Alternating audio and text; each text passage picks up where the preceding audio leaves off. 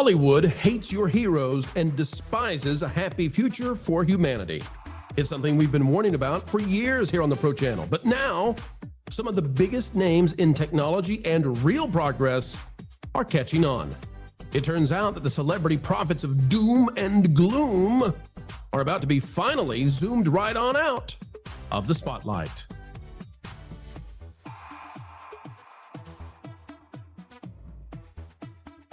Hello, ladies and gentlemen, boys and girls. Welcome back to the channel that endeavors to keep you ahead of the culture curve, explaining entertainment, you better believe it, and multiple times per day. If you're not yet subscribed, we're working hard to bring more content your way. We'd love for you to see it, and that notification bell, click it and stick it to the algorithms. We are over on Geek Tyrant. Geeky, nope, just geek, geektyrant.com. And ladies and gentlemen, I'm going to structure this video in kind of an odd way. Permission to do so, please. Hang with me, I'll show you why. Phil Lord and Chris Miller hint that they were signed on for multiple Han Solo Star Wars movies. This just breaking today. Joy Power has this one. Folks, go read the article. I'm not going to read it for you. I just want you to know the overview real quick.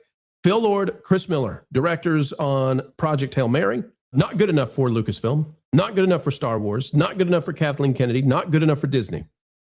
They apparently had too positive a view, and they wanted to be too pleasant when it comes to your heroes. They were zeros in the eyes of Lucasfilm. Had to be kicked out, right? You know that. I know that, right? Take a look at this. Project Hail Mary from The Hollywood Reporter. Author Andy Weir says Paramount rejected his Star Trek pitch. Their shows are crapola. James Hibbard writing this one. Andy Weir, the writer, the author of the book that Project Hail Mary is based on, saying, you know what? I wasn't good enough for Star Trek. Folks, how is it that the two directors who were not good enough for Lucasfilm and the author who was not good enough for Kurtzman Trek got together and made a baby that's blowing up the box office in a good way? How did that happen? How can that be? Well, I have an answer for you. And I told you I'm going to structure this video a little bit differently than usual, if that's okay with you. I'm going to come back. I'm going to show you the numbers on what's going on right now. But first, this is Peter Diamandis. He has got this absolutely grand slammed when it comes to the problem with Hollywood. I want to play this. It's from Anthony Pompliano. Go watch this. You're going to love it. This is what Peter Diamandis has to say about the situation with Hollywood and how they are destroying science fiction and why it's a huge problem. Of course, you know they've deconstructed every character you love, from Indiana Jones to Luke Skywalker and everybody else, right? The only one left standing, I guess, is Rocky Balboa. They're after Lord of the Rings next. They're destroying Harry Potter. But here's what Peter Diamandis has to say about not just, I guess, science fiction, but fantasy. It's just the overall view of humanity from Hollywood. Here he is. And this hit me about 6 months ago, that every science fiction movie, every movie we're watching from Hollywood right now is dystopian, right? We're seeing Terminator, Ex Machina, Black Mirror. All of these are like painting this vision of the future that is very negative. It's all about, rogue robots and killer AIs. And if that's the vision of the future that you see, and the only vision that you know, it's like, why would you want to live there? This is such a great point. It's fine. It's fun sometimes to go into that kind of a world, to watch heroes overcome. But when you don't even have heroes to overcome those kinds of worlds, what's the point? Nobody wants to live in a place where we don't even believe in heroes anymore, or where the heroes that we're supposed to watch were perfect from the start. There is no hero's journey because the world has to conform to how they are. Hey, Ray, talking to you. What's happening, folks? What's happening right now?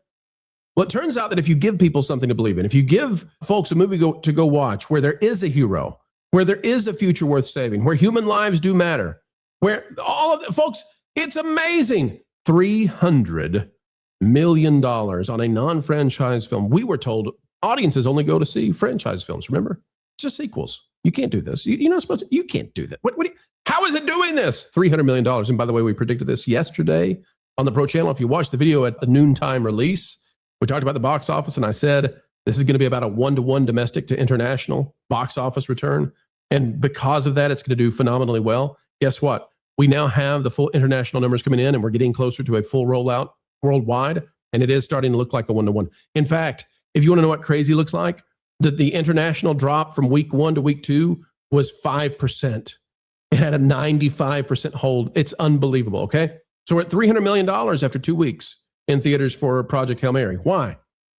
And listen, all it's got to do is pull a 2X past 2 weekends, and it's gonna break even at the box office, and that's not even considering the fact that Amazon makes a whole ton of money off of Amazon Prime with this film, right? So it doesn't. This is one of those few films where it doesn't have to break even at the box office to be a success.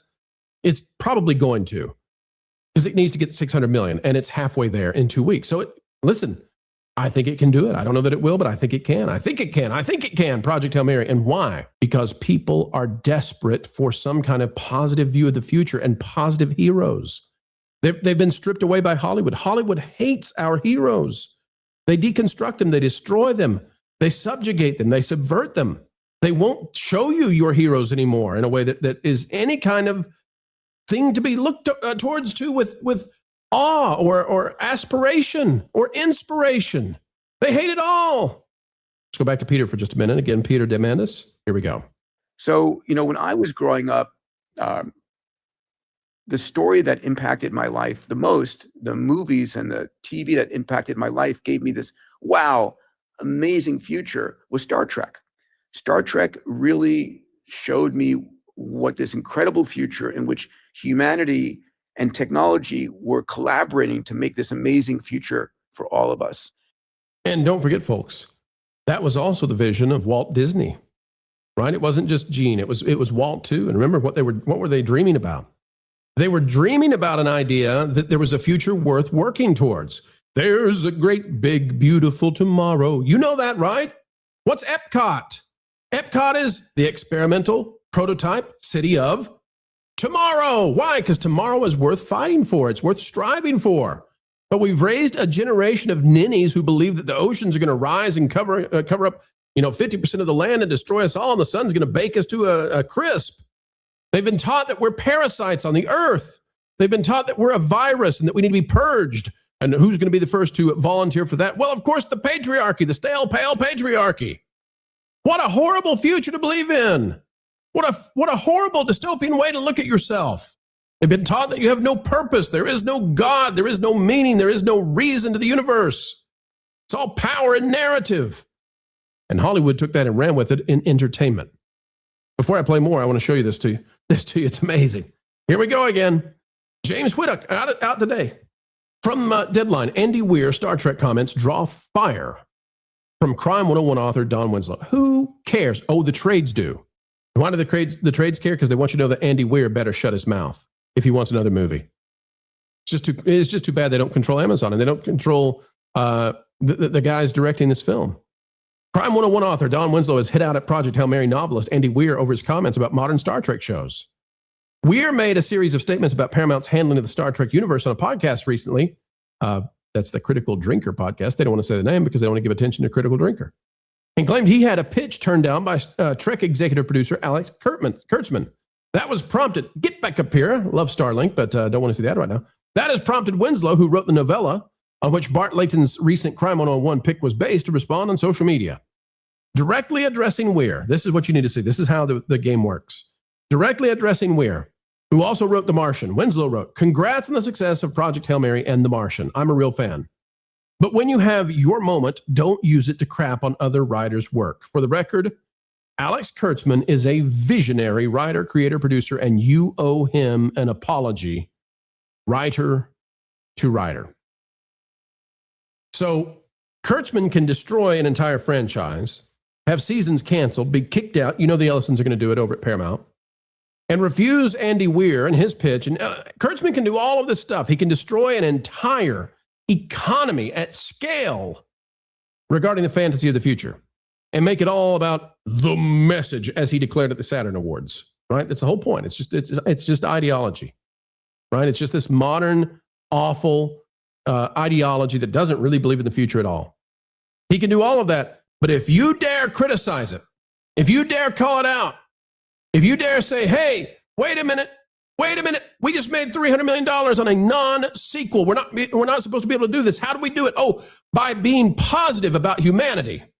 If you do that, you'll be told, apologize and shut up.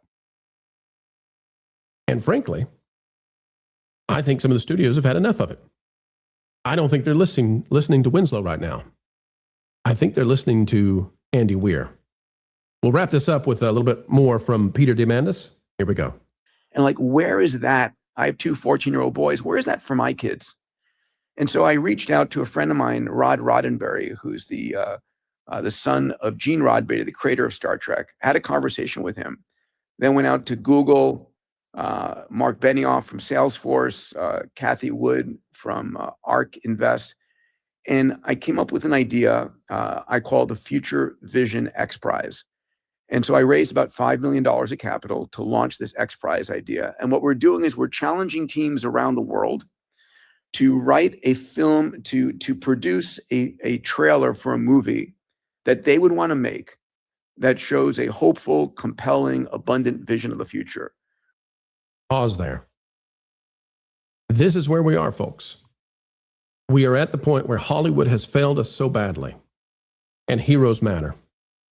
Hollywood has failed us so badly in presenting heroes and heroism and heroic virtue and the proper place for masculinity and femininity in terms of, like, you can go out there and be awesome and great.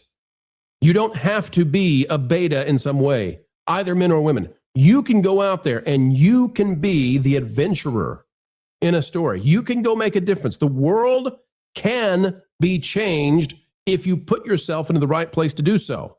And the world doesn't have to shift itself to coddle you like an infant who demands everything come your way.